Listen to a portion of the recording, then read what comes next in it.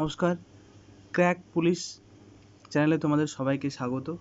আমরা কলকাতা পুলিশের জন্য আমরা 10টা অঙ্কের প্রবলেম নিয়ে আলোচনা করব। তো প্রথম প্রবলেম থেকে শুরু করা যাক। ফার্স্ট প্রবলেমটা হচ্ছে এটা, এ এবং বি একটি কাজ যথাক্রমে 10 এবং 12 দিনে শেষ করতে পারে। এ এবং বি কাজটি একসঙ্গে শুরু করার পর 3 দিন পরে কাজটি ছেড়ে দেয়, তাহলে কাজটি শেষ করতে কতদিন সময় লাগবে? কি বলছে? বলছে এ ও বি একটি কাজ 10 দিনে ও 12 দিনে শেষ করতে পারে। ধরে নাও এ কাজটা 10 দিনে শেষ করতে পারছে, বি কাজটা 12 দিনে শেষ করতে পারছে। এ 10 দিন, বি হচ্ছে 12 দিন। এখান থেকে আমরা কি করব? এই ধরনের প্রবলেমগুলো টোটাল কাজটা বার করব না। টোটাল কাজটা কিভাবে বার করতে হয় না, এদের লসাগুটা আছে 10 আর 12 লসাগু। আমরা যদি 10 আর 12 লসাগু দেখি, তো 10 আর 12 লসাগু হবে 60। এবার এর একদিনের কাজের দক্ষতা কত আমরা সেটা বার করব। কিভাবে বার করব না, 60/10 কত হচ্ছে 6। তাহলে এর একদিনের কাজের দক্ষতা হচ্ছে 6। এ একদিনে কত অংশ কাজ করতে পারে না, এর কাজের ইউনিট হচ্ছে 60/12, দ্যাট ইজ 5। তাহলে 5, তাহলে এর একদিনের কাজের দক্ষতা হচ্ছে 6, বি এর একদিনের কাজের দক্ষতা হচ্ছে 5।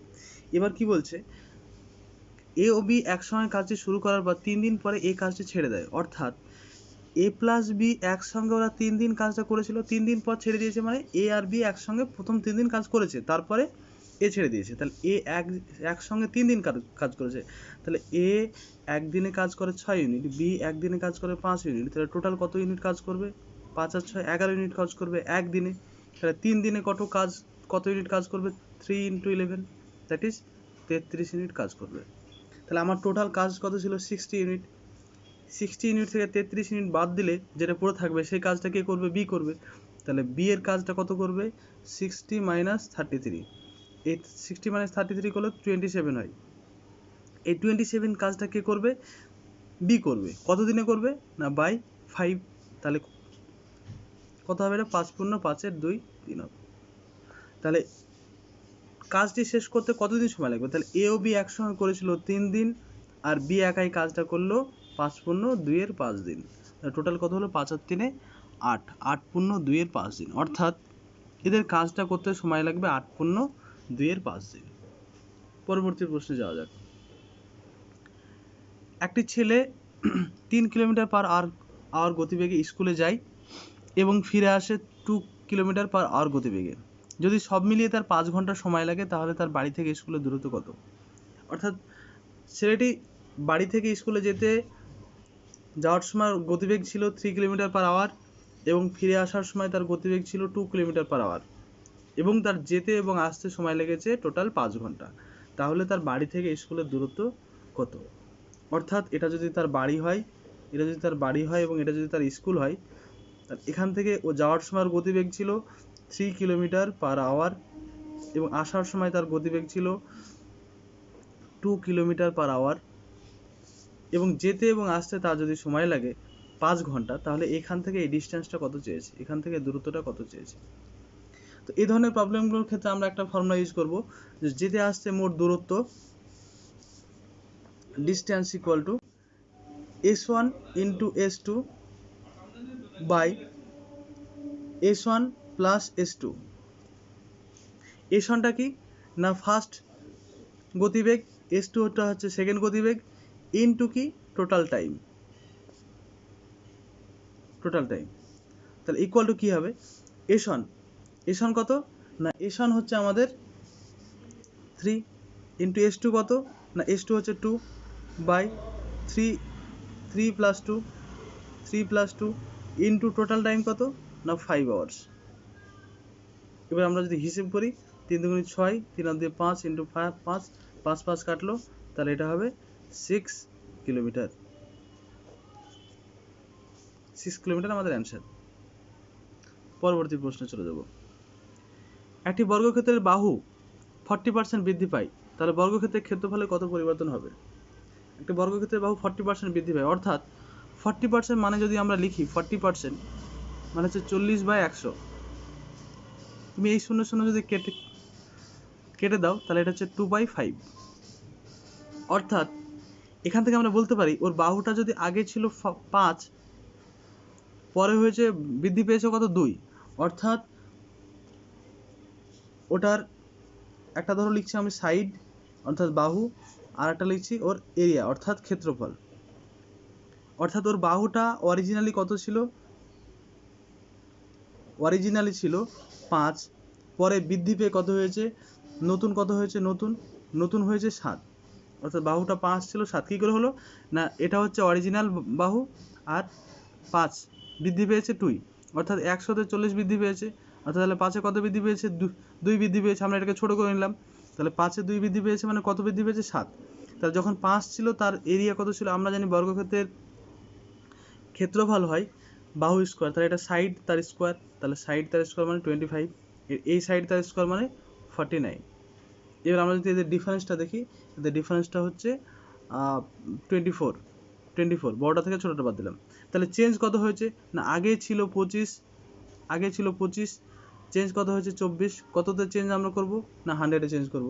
তাহলে আমরা যদি কাটাকাটি করি তাহলে কি দেখব, এখানে তোমার 4-25 100 আর 4-24 96, তাহলে হচ্ছে 96% তার চেঞ্জ হয়েছে। চলে যাবো আমরা পরবর্তী প্রশ্নে। বলছে 1 থেকে 200 পর্যন্ত 9 দ্বারা বিভাজ্য সংখ্যা কতগুলি। 1 থেকে 200 পর্যন্ত 9 দ্বারা বিভাজ্য কতগুলো সংখ্যা আছে। তো আমরা কি করব, লাস্টে যেটা থাকবে সেটাকে আমরা 9 দিয়ে ভাগ করে দেবো। অর্থাৎ যদি 1 থেকে কোনো এই ধরনের কোনো প্রবলেম থাকে, যে বলে যে 1 থেকে 200 বলুক, 1 থেকে 500 বলুক, 1 থেকে 1000 বলুক, যে ধরনের প্রবলেম তোমরা দেখবে না কেন, যখন দেখবে লাস্টে যেটা থাকবে সেটাকে যত দ্বারা বিভাজ্য বলেছে ওটাতে ভাগ করে দেবে। এখানে 200 বলেছে তাই 200, 300 বললে আমরা 300 দিয়ে ভাগ করতাম। তাহলে এখানে 9কে আমরা 200 দিয়ে ভাগ করে দেবো, 200কে 9 দিয়ে ভাগ করছি আমরা। তাহলে ভাগ করলে কি হচ্ছে, 9 দুগুণে 18, 19 20, 2 0, 9 দুগুণে 18। অর্থাৎ যে ভাগফলটা পাবো সেটা হবে আমাদের অ্যান্সার। অর্থাৎ 1 থেকে 200 পর্যন্ত 9 দ্বারা বিভাজ্য সংখ্যাগুলি হবে কতগুলি না 22টি। চলে যাব আমরা পরবর্তী প্রশ্নে। একটি দ্রব্য 60 টাকায় বিক্রি করলে যা লাভ হতো 50 টাকায় বিক্রি করলে তত ক্ষতি হয়। অর্থাৎ একটা দ্রব্য তুমি যদি 60 টাকায় বিক্রি করো, তাহলে যে টাকাটা তোমার লাভ হতো 50 টাকায় 500 টাকায় বিক্রি করলে সেটা তোমার তত টাকা ক্ষতি হবে। তো ধরে নাও দ্রব্যটির ক্রয় মূল্য, তুমি ধরে নাও দ্রব্যটির ক্রয় মূল্য সমান তুমি ধরে নিচ্ছে এক্স। তাহলে দ্রব্যটির ক্রয় মূল্য হচ্ছে এক্স, এত টাকায় বিক্রি করলে তোমার যা লাভ হয়, তাহলে এত টাকায় বিক্রি করলে তাহলে এটা হচ্ছে ক্রয় মূল্য, তাহলে এটা বিক্রয় মূল্য, এটা হচ্ছে ক্রয় মূল্য, এটা তাহলে বিক্রয় মূল্য। তাহলে লাভ কি হবে, তাহলে লাভ মানে হচ্ছে আমরা কি জানি, বিক্রয় মূল্য মাইনাস ক্রয় মূল্য, অর্থাৎ বিক্রয় মূল্য কত 60 মাইনাস ক্রয় মূল্য, এটা হচ্ছে লাভ। এবার কি বলছে আবার, এত টাকায় বিক্রি করলে তত ক্ষতি হয়। তাহলে এত টাকায় বিক্রি করলে ক্ষতি হয়, তাহলে ক্ষতির সময়, তাহলে ক্ষতি মানে কি হবে, ক্ষতি মানে হচ্ছে ক্রয় মূল্য মাইনাস বিক্রয় মূল্য, ক্ষতি মানে হচ্ছে ক্রয় মূল্য মাইনাস বিক্রয় মূল্য, ক্রয় মূল্য মাইনাস বিক্রয় মূল্য। তো ক্রয় মূল্য কত আছে দেখো, এখানে ক্রয় মূল্য কত আছে, আমরা ধরে নিচ্ছি এক্স, তাহলে কি হবে এক্স মাইনাস 500। এবার বলছে তাহলে যা লাভ হতো তাই ক্ষতি হতো, অর্থাৎ লাভের যে টাকাটা ক্ষতির টাকাটার সঙ্গে কি সমান। অর্থাৎ আমরা কি বলতে পারি প্রশ্ন অনুসারে 60 minus x equal to x minus 500। এখান থেকে আমরা 500 টাকা এদিকে নিয়ে আসো, তাহলে কত হচ্ছে 560, আর এখানে হচ্ছে 2x, তাহলে x ইকুয়াল টু কত হচ্ছে,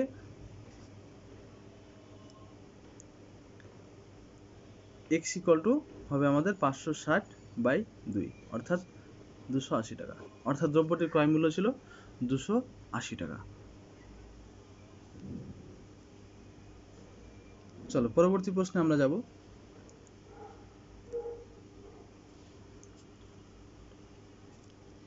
কি বলছে, যদি x plus 1/x equal to 1 হয়, তবে x two the power 17 plus 1/x two the power 17 equal to কত। খুব ইম্পর্টেন্ট প্রবলেম, এই ধরনের প্রবলেম আসে। তো চলো দেখা যাক কীভাবে করবো। x plus 1/x equal to 1, আমরা যদি বোথ সাইড স্কোয়ার করি তাহলে কি হবে, x square plus 1/x square করছে, অর্থাৎ এটা বোথ সাইড স্কোয়ার করবো, তাহলে a প্লাস বি তার হোল স্কোয়ার, তাহলে a square plus b square plus 2ab, 2ab মানে এটা হবে ইকুয়াল টু 1।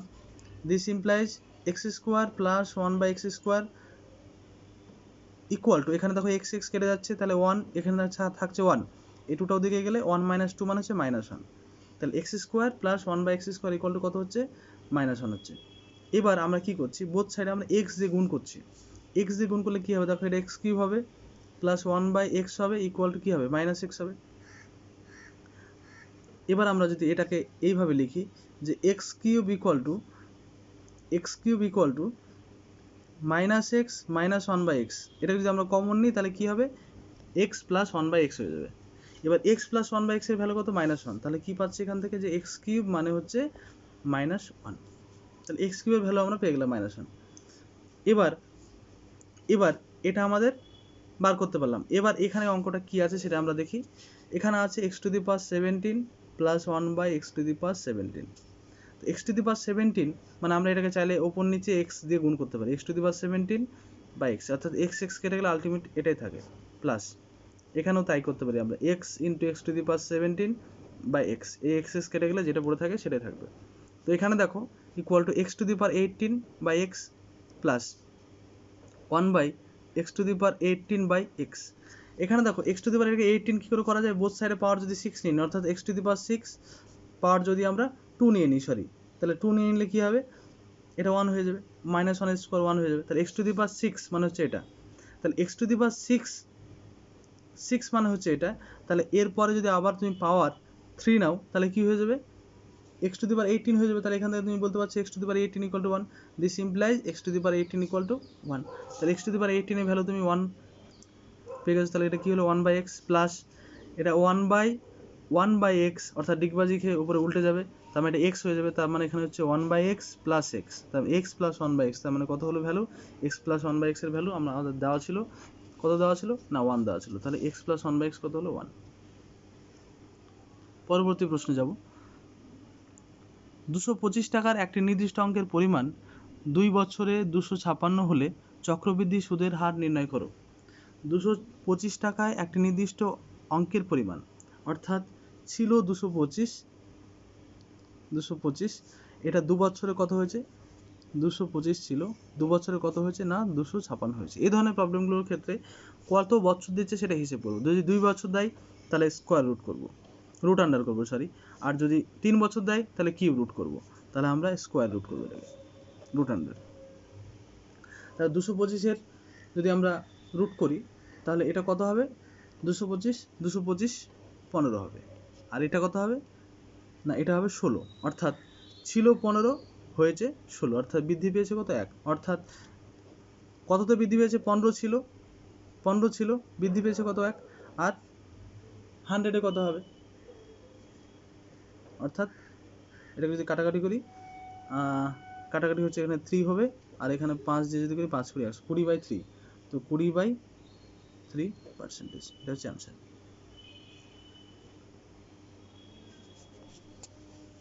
চলে যাবো আমরা পরবর্তী প্রশ্নে।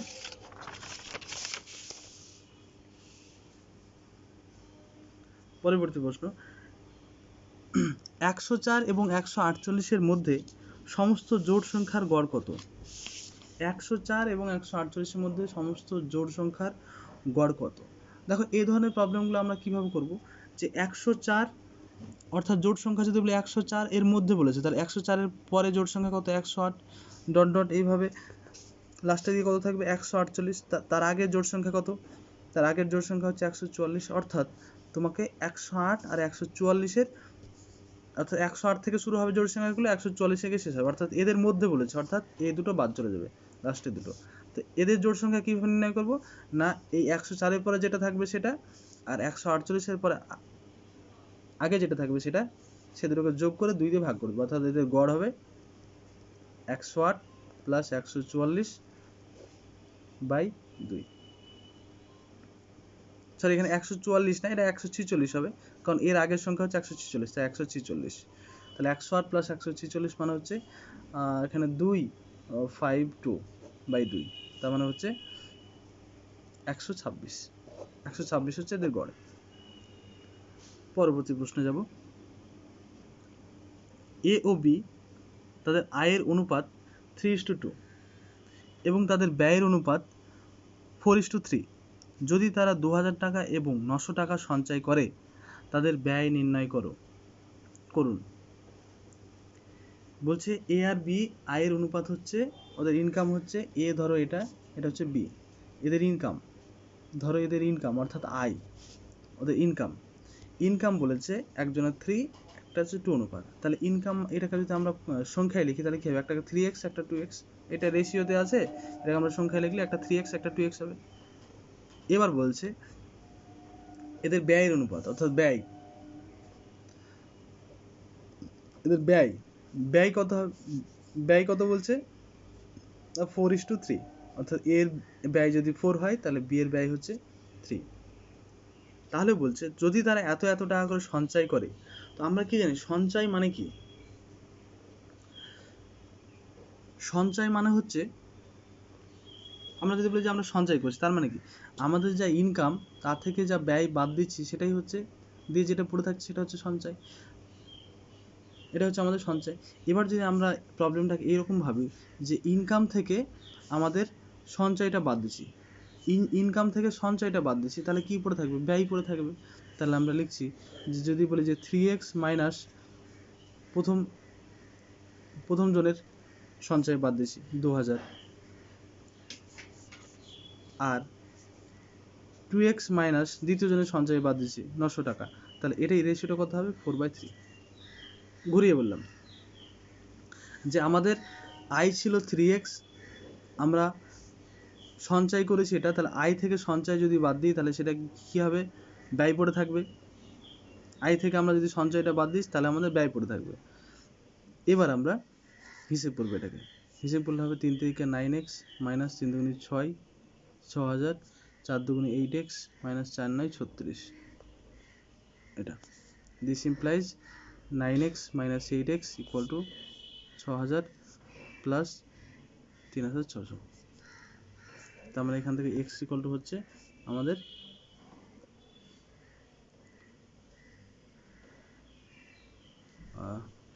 ক্যালকুলেশন ঠিক করেছে 3 3 9, 3 2 6, 6000, 4 2 8, 4 9 36, 3600। চলো 9, ঠিক আছে। তো 6000 প্লাস 3600, 6000 প্লাস 3600 অর্থাৎ 9600, অর্থাৎ x ইকুয়াল টু হচ্ছে আমাদের 9600। x ইকুয়াল টু যদি 9600 হয় তাহলে এ কত হবে, এর ইনকাম কত হবে? আচ্ছা, আমার টাকা হচ্ছে, আর এখানে প্রবলেমটা একটু ভুল ছিল, তাদের আয়, এটা ব্যয় বলা হয়েছে, তার আয় নির্ণয় করতে বলেছে, তাদের আয় হবে, এর কত আয় হবে, তাহলে x ইকুয়াল টু কত এটা, তাহলে আমাদের আয় মানে হচ্ছে ইনকাম, তো 3 ইন্টু এক্স দ্যাট ইজ 7200 টাকা, আর বি এর আয় হচ্ছে 2 ইন্টু এক্স দ্যাট ইজ 4800 টাকা। চলে যাবো আমরা পরবর্তী প্রশ্নে। বার্ষিক 10% চক্রবৃদ্ধি সুদের হারে কত বছরে 4000 টাকার সমূল চক্রবৃদ্ধি 5324 টাকা হবে,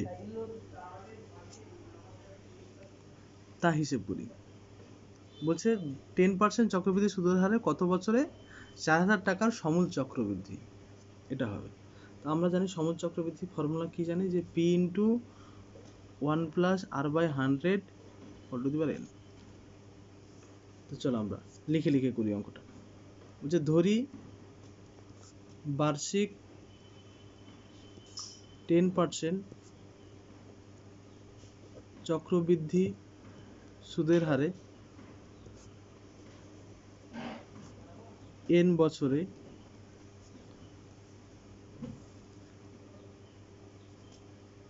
4000 টাকার সমূল চক্রবৃদ্ধি 5324 টাকা হবে। অর্থাৎ আমরা কত বছরে সেটা ধরে নিলাম, আমাদের বছরটাই চেয়েছে, বছরটাকে আমরা n ধরলাম, যে 10% চক্রবৃদ্ধি সুদের হারে 4000 টাকার সমূল চক্রবৃদ্ধি এত হবে। তাহলে 4000 টাকার সমূল চক্রবৃদ্ধি কত হবে, এত হবে।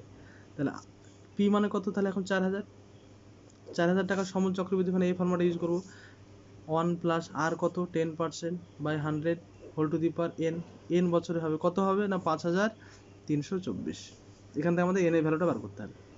Implies 1 plus 10/100 whole to the power n equal to 5324/4000। এখানে তো একটু যদি আমরা কাটাকাটি করি তাহলে এখানে আমাদের কাটাকাটি করলে হবে 4 দিয়ে যদি কাটাকাটি করি তাহলে এখানে হচ্ছে 1331 হবে, আর এখানে 4 দিয়ে কাটাকাটি করলে 1000 হবে।